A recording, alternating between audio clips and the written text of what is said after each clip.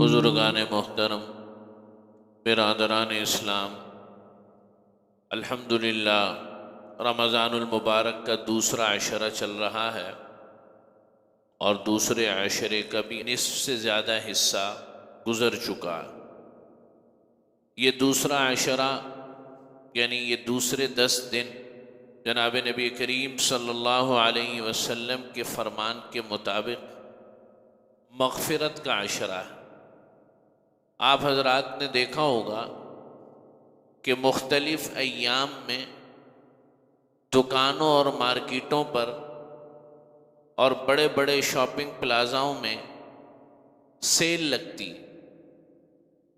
40%، 20%، 25%، 50% رعایت کے ساتھ سیل لگی ہوئی ہے کہ بھئی جس نے جو مال لینا ہے اتنی کم قیمت پر لے لے۔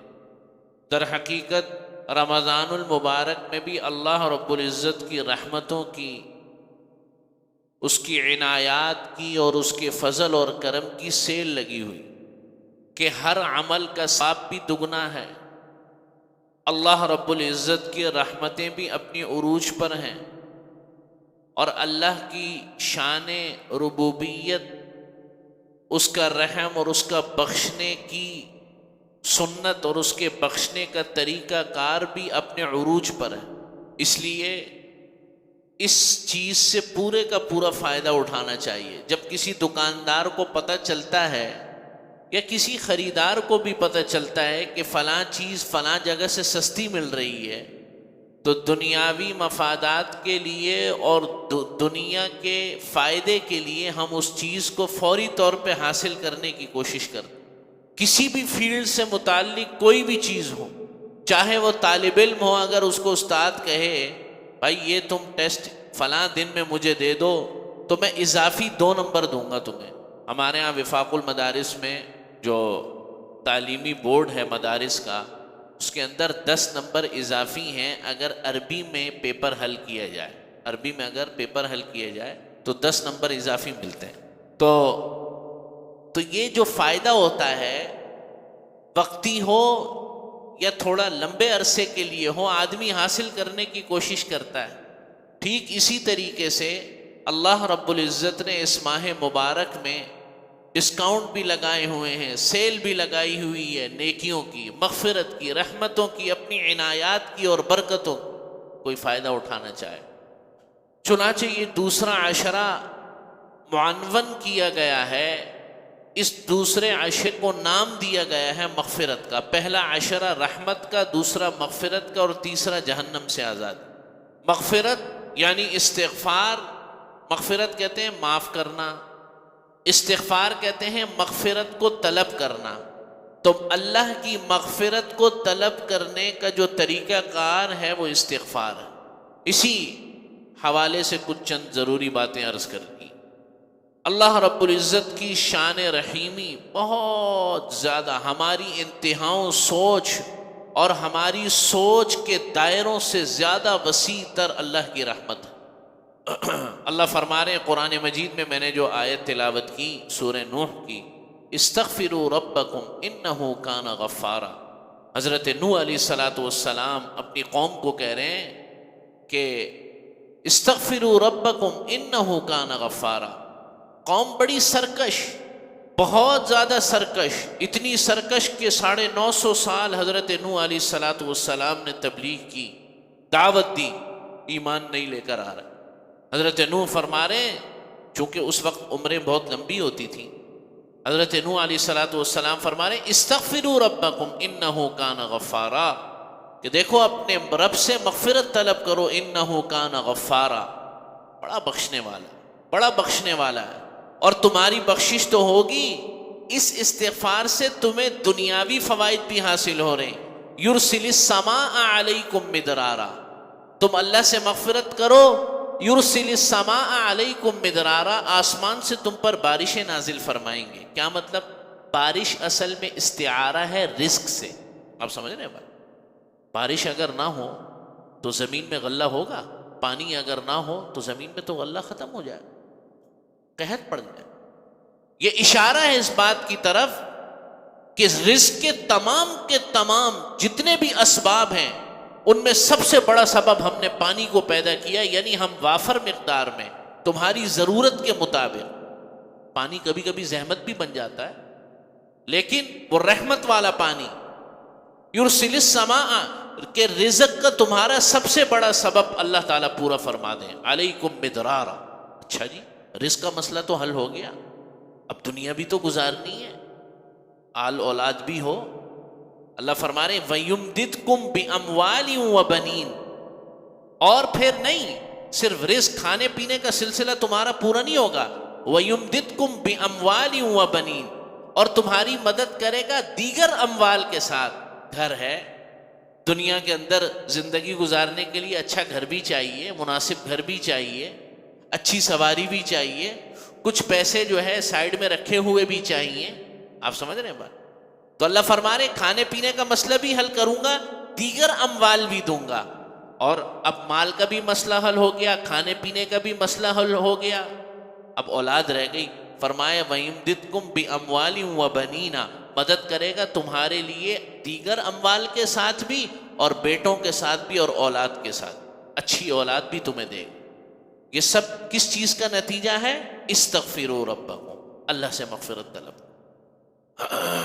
اسی لیے استغفار جو ہے وہ دنیاوی اور دینی تمام کے تمام منافع کے لیے کافی، ہر ایک چیز کے نفع کے لیے استغفار کافی، دینی فوائد بھی، دنیاوی فوائد۔ نبی کریم صلی اللہ علیہ وسلم، حضرت ابو ہریرہ رضی اللہ تعالیٰ عنہ کی حدیث ہے، حدیث کا مفہوم ہے، آپ علیہ الصلوۃ والسلام نے فرمایا واللہ لاستغفر اللہ، یا واللہ لاستغفر ربی، کہ اللہ کی قسم کہ میں بھی اپنے رب سے مغفرت طلب کرتا ہوں، فی یوم 100 مرہ، دن میں 100 دفعہ میں بھی اپنے رب سے مغفرت طلب کرتا ہوں۔ حالانکہ نبی کریم صلی اللہ علیہ وسلم کے طفیل ہم سب کی مغفرت ہونی ہے، آپ علیہ الصلوۃ والسلام کے طفیل حضور کی شفاعت کی وجہ سے دیگر امتوں کی بھی بخشش ہوگی، لیکن حضور فرما رہے ہیں کہ میں بھی اپنے رب سے مغفرت طلب کرتا ہوں۔ اور ایک جگہ پر ارشاد فرمایا، وہ دوسری حدیث ہے، کہ میں دن میں 70 دفعہ اپنے رب سے مغفرت طلب کرتا ہوں، استغفار کرتا ہوں۔ اب یہ ہے کہ استغفار کسے کہتے ہیں، اب یہ سمجھنے کی ضرورت ہے۔ کیا استغفار صرف استغفر اللہ ربی من کل ذنب واتوب الیہ، ایک تسبیح تو یہ، دوسری تسبیح استغفر اللہ الذی لا الہ الا هو الحی القیوم واتوب الیہ، یہ دونوں تسبیحیں جو ہیں آپ علیہ الصلوۃ والسلام سے منقول۔ اور ایک تیسری سید الاستغفار ہے، وہ تھوڑی تو دیکھو، ایک تو ہیں کلمات، یہ کلمات بھی اپنے اندر خوب معنی اور مفہوم اور بہت فائدہ رکھتے ہیں، لیکن استغفار کا اصل مطلب یہ ہے کہ آدمی اپنے رب سے مغفرت طلب کرتا رہے، کس چیز کی؟ گناہوں کی مغفرت طلب۔ اللہ رب العزت کو وہ ذات بہت پسند ہے، وہ شخص بہت پسند ہے جو گناہ کرے پھر توبہ کرے، گناہ کرے پھر توبہ کرے، گناہ سرزد ہو جائے پھر توبہ کرے، گناہ سرزد ہو جائے پھر توبہ کرے۔ اللہ رب العزت کو یہ شخص بہت پسند۔ آج کی اس دنیا میں گناہ بہت سستا ہو گیا، بہت آسان ہو گیا، ہر شخص نہ چاہتے ہوئے بھی گناہوں میں لتھڑا ہوا ہے، لیکن ہمیں استغفار کی توبہ توفیق نہیں ہوتی۔ کپڑے اگر گندے ہوتے رہیں اور اس کو مشین میں نہ ڈالیں، ان کو نہ دھوئیں ہفتہ وار، تو جتنا نیا خوبصورت مہنگا کپڑا ہوگا چند دنوں کے بعد بوسیدہ ہو جائے گا، ناقابل استعمال ہو جائے گا۔ یہی حالت دل کی بھی ہے کہ گناہ کر کر کے بوسیدہ ہو جاتا ہے، اگر مغفرت کی صفائی اس دل پر نہ کی جائے۔ نبی کریم صلی اللہ علیہ وسلم مدینہ منورہ میں تھے، مکہ فتح ہو گیا، حضور علیہ الصلوۃ والسلام تشریف لے آئے مدینہ منورہ۔ جب مکہ فتح ہوا تو آپ علیہ الصلوۃ والسلام نے حضرت وحشی کے قتل کا حکم جاری فرمایا۔ حضرت وحشی وہ صحابی ہیں، بعد میں صحابی بن گئے، جنہوں نے حضرت حمزہ رضی اللہ تعالیٰ عنہ کو قتل کیا تھا۔ روایات میں آتا ہے کہ جب نبی کریم صلی اللہ علیہ وسلم میدان احد میں، جنگ احد والے دن جب صحابہ شہید، جنگ احد میں شہید کیا تھا نا، تو آپ علیہ الصلاۃ والسلام کا رو رو کر ہچکیاں بن گئیں جب حضرت حمزہ رضی اللہ تعالیٰ عنہ کی لاش کو آپ علیہ الصلاۃ والسلام نے دیکھا، اس بے دردی کے ساتھ قتل کیا، کان ناک نکال دیے، پیٹ چیر دیا، کلیجہ نکال دیا۔ آپ علیہ الصلاۃ والسلام نے حضرت وحشی کے قتل کا حکم جاری فرمایا۔ تو جب مکہ فتح ہوا تو یہ بھاگ کر طائف چلے گئے، طائف چلے گئے۔ جب طائف چلے گئے تو وہاں جا کے کسی نے کہا کہ تو ساری زندگی اسی طرح مارا مارا پھرتا رہے گا، جا کر مدینہ منورہ آپ صلی اللہ علیہ وسلم کے پاس کلمہ پڑھ لے، جو جا رہے ہو اللہ کے نبی صلی اللہ علیہ وسلم اس کو معاف فرما رہے ہیں، تم بھی چلے جاؤ۔ اس نے کہا ٹھیک ہے، چلا گیا مدینہ منورہ، چھپتا چھپاتا ہے، چھپتے چھپاتے چھپتے چھپاتے، طویل سفر ہے مدینہ منورہ، کیونکہ آرڈر تو ہو چکا تھا، کوئی دیکھ لیتا تو گئے۔ مدینہ منورہ پہنچ گئے اور نقاب ڈال کر آپ صلی اللہ علیہ وسلم کے پاس پیش ہوئے۔ اچانک جا کے کہا اشہد ان لا الہ الا اللہ واشہد ان محمدا عبدہ ورسولہ، فوراً نقاب ہٹا لیا۔ پہلے کلمہ پڑھ لیا، کلمہ پڑھنے کے بعد جو ہے جب نبی کریم صلی اللہ علیہ وسلم نے چونک کر دیکھا تو اس کے بعد فوراً جو ہے نقاب ہٹا لیا۔ حضور نے فرمایا اوحشی انت، تم وحشی ہو؟ انہوں نے کہا جی ہاں وحشی ہوں۔ کلمہ پڑھ لیا تو آپ علیہ الصلاۃ والسلام نے فرمایا کہ اب جب تم نے کلمہ پڑھ لی ہے تو میں کیا کہہ سکتا ہوں؟ تو وحشی نے سوال کیا کہ قرآن مجید میں اللہ نے فرمایا اچھا میں نے کلمہ تو پڑھ لیا، میرے پچھلے جو میری جو زندگی ہے، یہ جو گناہوں کا انبار ہے، اس کا کیا ہوگا؟ والذین لا يدعون مع اللہ الہا آخر ولا يقتلون النفس التي حرم اللہ الا بالحق ولا يزنون، کہ جن لوگوں نے اللہ کے سوا کسی اور کو پکارا اور قتل ناحق کیے، لوگوں کا ناحق قتل کیا، ولا یزنون، اور انہوں نے زنا بھی کیا، تو یہ لوگ وہ ہیں کہ جو گناہ گار ہیں، اور اللہ رب العزت نے ایسا کام نہ کرنے والوں کو مومنین میں گنوایا ہے۔ اب میرا کیا بنے گا؟